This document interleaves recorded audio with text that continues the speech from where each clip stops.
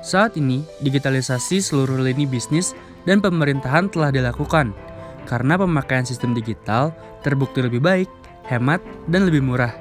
Terlebih lagi, ekonomi digital merupakan lini yang paling pesat perkembangannya di dunia, terutama di Indonesia. Ekonomi digital di Indonesia terus mengalami perkembangan yang signifikan. Hal ini dapat diketahui dari banyaknya jumlah e-commerce yang menjamur. Bahkan, beberapa di antaranya mampu berkembang pesat sehingga menjadi bisnis unicorn. Jadi, dengan bantuan teknologi digital, banyak jumlah usaha dan bisnis yang survive dan berkembang. Hal ini tentu akan berdampak pada penyerapan tenaga kerja dan juga mengurangi tingkat pengangguran. Hingga pada akhirnya, hal ini akan memberikan dampak positif pada perekonomian di suatu negara. Banyak sekali praktik digitalisasi ekonomi di Indonesia. Salah satunya ada Gojek dan Grab untuk transportasi, OVO dan Dana untuk e-wallet, lalu Bukalapak, Lazada dan Shopee untuk e-commerce. Aplikasi tersebut paling mudah diakses oleh masyarakat Indonesia. Nah teman-teman, lalu bagaimana ya infrastruktur digital yang ada di Indonesia? Setelah kita analisis dari wajah dunia akibat dari dampak ekonomi bisnis digital, bahwasanya di Indonesia sendiri infrastruktur digital yang ada itu belum merata dan masih banyak ketimpangan. Nah, selain itu, kualitas data masih adanya belum merata di sejumlah wilayah dan juga masih adanya ketimpangan di beberapa kelurahan ataupun desa yang ada di Indonesia. Upaya pemerintah untuk memperbaiki infrastruktur digital yang ada di Indonesia yaitu dengan cara memperbaiki ataupun membuat salah satu kebijakan yaitu dengan membuat kebijakan Root Mars e-commerce.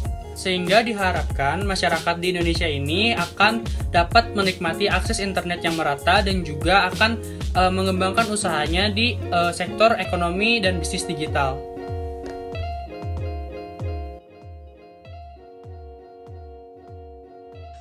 Di era globalisasi, berpotensi memberikan peningkatan net tenaga kerja hingga 2,1 juta pekerjaan baru pada tahun 2025.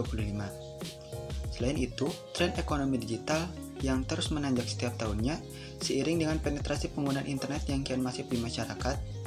Misalkan saja pada tahun 2015, nilai ekonomi digital Indonesia baru di angka 8 miliar dolar Amerika Serikat. Angka tersebut melonjak 5 kali lipat menjadi 40 miliar dolar Amerika Serikat pada tahun 2019. Penambahan nilai ekonomi digital seiring berkat masifnya penetrasi perusahaan rintisan atau startup dalam menyasar konsumen yang dapat dengan cepat menjadi bagian gaya hidup masyarakat sehari-hari. Tidak mengherankan, ekosistem perusahaan rintisan di Indonesia melesat hingga berada di urutan kelima di dunia setelah Amerika Serikat, India, Inggris, dan Kanada. Dengan melibatkan perekonomian digital, Indonesia bisa mengubah bonus demografi menjadi dividen demografi, mengubah potensi menjadi realisasi. Tantangan ekonomi bisnis digital secara global, era digitalisasi akan menghilangkan 1-1,5 miliar pekerjaan sepanjang waktu 2015 sampai dengan 2025. Hal ini terjadi dikarenakan telah digantikannya posisi manusia dengan mesin otomatis. Lalu bagaimana dengan Indonesia? Menurut Menkominfo, ada sejumlah tantangan yang sangat mendesak terkait dengan perkembangan ekonomi digital di Indonesia. Yang pertama dari sumber daya manusianya. Seperti yang kita tahu bahwa literasi digital di Indonesia sangatlah rendah. Oleh karenanya, perlu adanya dorongan pendidikan di sekolah formal maupun kursus-kursus seperti yang dilakukan pemerintah, misalnya dalam program Kartu Prakerja. Yang kedua, tantangan terkait perkembangan infrastruktur digital. Infrastruktur digital di Jakarta atau di Pulau Jawa mungkin tidak memiliki hambatan atau masalah yang berarti, akan tetapi berbeda halnya dengan yang di luar Pulau Jawa, seperti Sulawesi atau di wilayah Kepulauan Timur lainnya. Infrastruktur terkait ekonomi digital cukup bermasalah. Hal ini dikarenakan oleh pembangunan infrastruktur digital yang kurang merata. Lalu yang ketiga, UMKM harus bisa menjadi pemain dalam ekonomi digital. Pemerintah harus bisa memilah-milih mana UMKM yang tergolong makers dan mana yang traders. Makers atau produsen harus dibenahi bersama sehingga mereka bisa tumbuh dan dapat ikut berkontribusi terhadap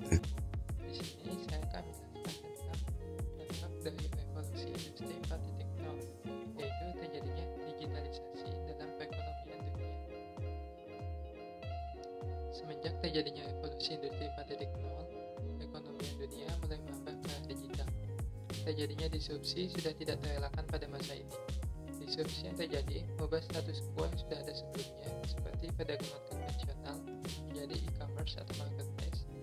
Lalu ada pengefisiensian sharing ekonomi dengan menggunakan teknologi digital.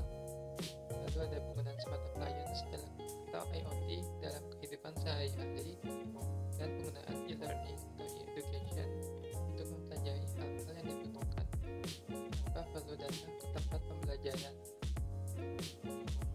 Kesimpulannya teman-teman, dengan digitalisasi ekonomi kita dapat meminimalisir tindakan kriminal seperti pencopetan, pencurian, dan lain sebagainya. Termasuk dalam segi transaksi pun kita juga dipermudah ya teman-teman. Namun kita juga perlu waspada terhadap penipuan di internet dan berhati-hati karena data pribadi kita juga sewaktu-waktu bisa dimanipulasi. Ekonomi digital di Indonesia mengalami perkembangan yang signifikan, bisa dilihat dari banyaknya jumlah e-commerce yang menjamur. Digitalisasi ekonomi juga cukup berperan di industri UMKM, di mana pelaku UMKM bisa lebih mudah memasarkan produknya dan lebih luas jangkauannya. Dengan begitu, perekonomian negara juga ikut mendapatkan dampak positifnya. Lalu seperti Gojek, OVO, Grab, dan lain sebagainya juga turut berperan dalam perekonomian Indonesia saat ini. Besarnya potensi ekonomi digital di Indonesia juga dapat dilihat dari penetrasi internet. Trafik internet juga mengalami kenaikan sekitar 15% sampai 20%.